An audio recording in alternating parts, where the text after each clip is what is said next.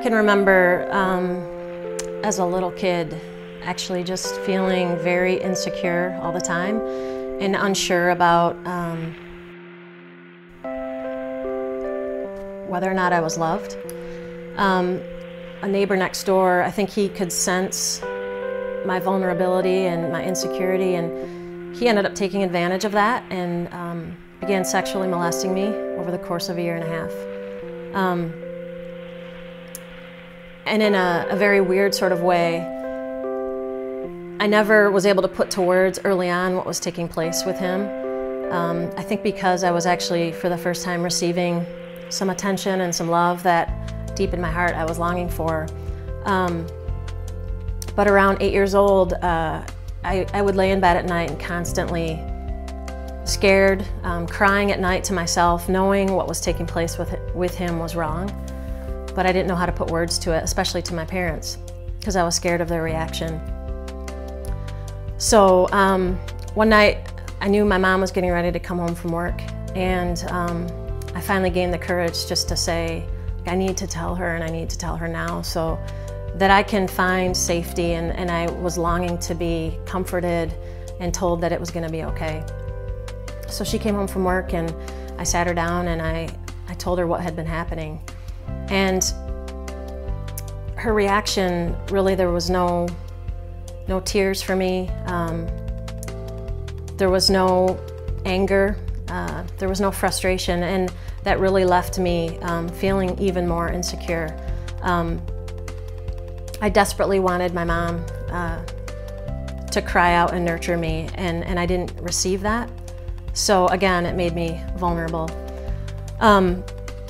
As I got older in high school, those insecurities followed me and followed my relationships with other people and how I interacted with other people.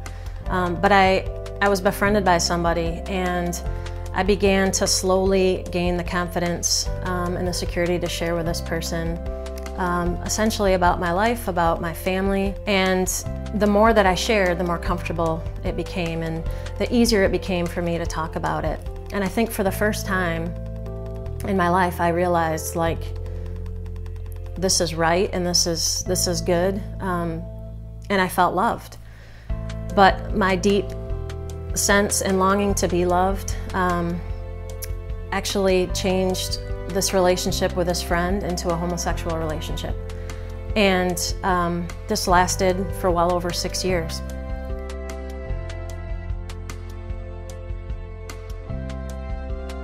I can remember during those 6 years being petrified of living this way and knowing somehow that this wasn't God's best for me. I desperately wanted to have a family someday. That was a deep longing for me, and I wanted to have children someday, but I thought that I was stuck and there was no possible way that that would ever be a part of my life. During this time, I also had a shift in jobs, and there's no question, I'm certain that God moved me to this new job so that I could begin the journey to freedom, the journey to healing. During this transition into my new job, I was befriended by a wonderful woman, and I think she could sense that there were things going on in my life that, in particularly, I wanted to be freed from. But I know she had no idea what exactly that was.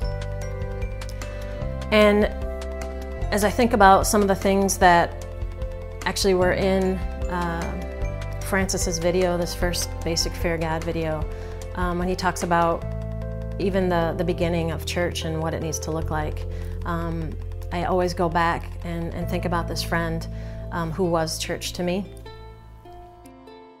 As I began to share my story with her, I prayed a lot that I would have the courage to tell her about my fear and about the relationship that I was in, that I had been in a homosexual relationship. And God finally gave me the courage to share that with her, and I think it was her reaction of being sincere and of being non-judgmental that allowed me to continue to build an opportunity to trust someone in a healthy way for the first time. It was during that time that I was receiving some therapy and getting some help for all of the difficult things that I had been through, that God actually really restored me. He used the people at this clinic to help break me down and believe that I wasn't messed up. I was somebody that was valued and truly loved just for who I was. And as I came home from that season in my life, God certainly showed me that in being obedient to Him, that He would bless that, as He brought an amazing man into my life who knew all of my story and all of who I was, and this man became my husband. And when I watched Basic Fear God for the first time, there were so many different pieces that really stood out to me and that brought me to tears and that brought me joy.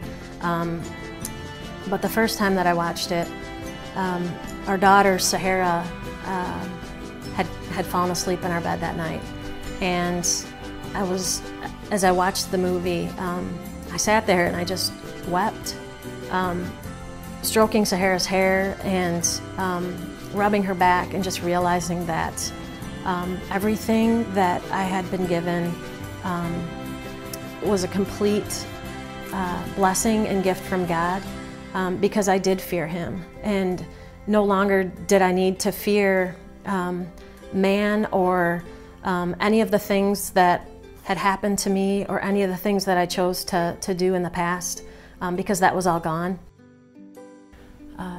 Towards the end of Basic Fear God, Francis quoted Proverbs 19:23, and where it says, "Those that fear the Lord will have life, and when they have it, they will rest satisfied." And I feel like that is so much a part of my story, a part of my family's story, because I can say without a doubt that I am satisfied.